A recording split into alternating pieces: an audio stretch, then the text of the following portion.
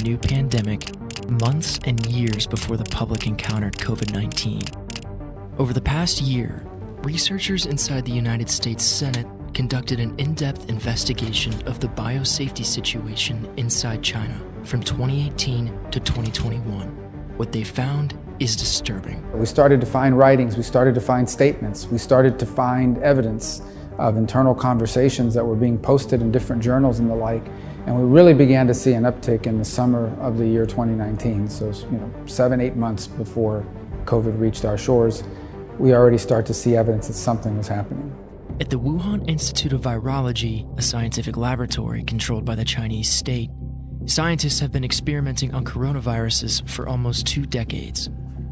Such research is always dangerous, but these experiments were especially so. So one of the things we know they were doing for sure, and they were doing in Wuhan, was gain of function. You've heard a lot about that, but what that basically means is that you take a naturally occurring virus that you would find in nature, and you reverse and you engineer it, you mess with it, and you make it contagious in humans. So there might be a virus in an animal, and it may not be infectious in humans, but you change it in a laboratory, you make it infectious in humans. And the reason why you do that is because you try to predict how a virus that today is only found in animals could evolve into one that would be dangerous in humans. You try to predict it, you try to invent it yourself, and once you've invented it, then you try to find the cure for it. The problem is, once you invent it, someone might get infected with it. As far back as January 2018, Xi Jinping alerted his colleagues to the possibility of a new SARS-like virus infecting the population. Shortly thereafter, the U.S. State Department sent a cable warning of a shortage of appropriately trained technicians and investigators at the high containment laboratory in Wuhan. But that didn't stop China from continuing to perform dangerous experiments. In March 2018, the now infamous EcoHealth Alliance and the Wuhan lab applied for a U.S. grant to make naturally occurring bat coronaviruses transmissible to humans. The early warning signs also did not stop Xi Jinping from pushing his scientists to simplify the examination and approval of projects and lower the threshold for admission to achieve scientific breakthroughs at an early date. These researchers were doing some pretty scary and risky things. In essence, they were doing things that virtually no other labs in the world would dare do because of how dangerous, how risky, how unsafe they are. But in China, they were doing it. They want to become the world's dominant power in every field, and one of those is biomedicine. And to do that, they have to cut corners and they have to make decisions about what they're going to prioritize, progress or safety. So what the impact of this political pressure is on Chinese researchers is they're told flat out that they were going to prioritize making progress. But by the fall of 2018, bad news was mounting. In one report, the director of the Wuhan lab discussed unspecified shortcomings and inadequacies in his team's work. A senior party member warned that certain problems exist. The signs are shocking, but not as shocking as what comes next. By January 2019, we have new evidence that the Wuhan lab was conducting new experiments on Chinese bats that carry important viruses. You start to hear researchers talking openly about a bat coronavirus that's developed into something that's very infectious and very dangerous to humans. You begin to see references about that, about the existence of that kind of virus in their laboratories, and that's one of the things they were working on.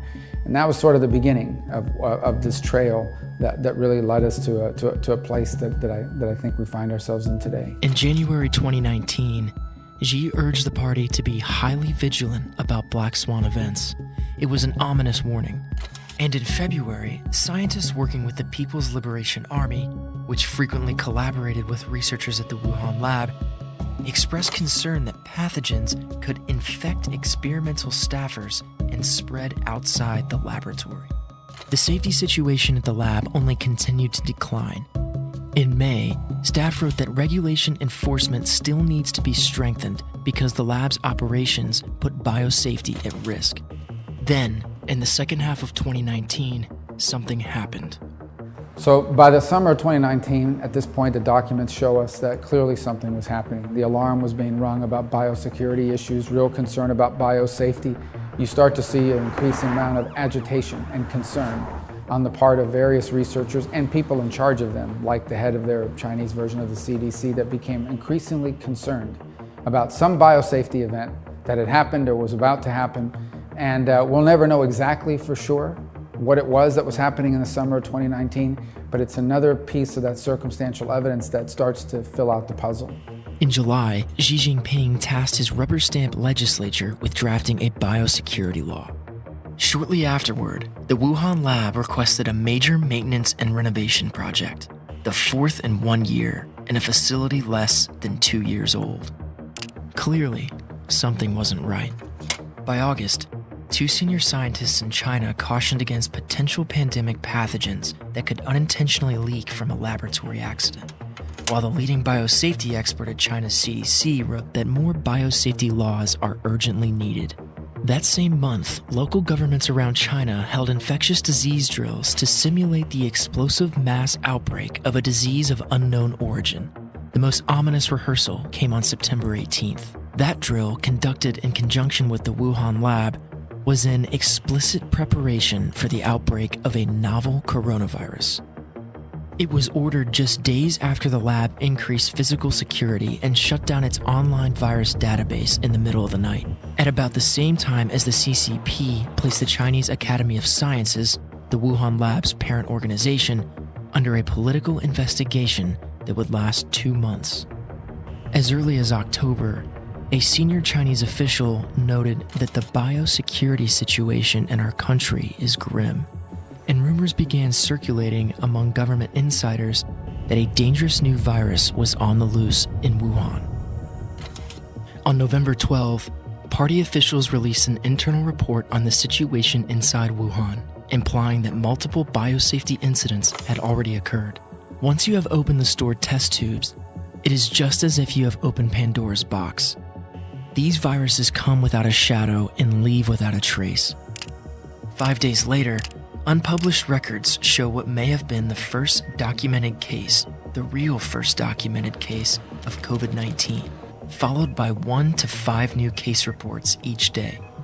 Now we know that the official timeline in China says the first cases of COVID-19 occurred in December, but by November of 2019, they're already closing schools. So something's already happening. Well, we don't know exactly if that at that point they've begun to see evidence of it spread, or if that they knew they had a lab leak and they were taking proactive measures.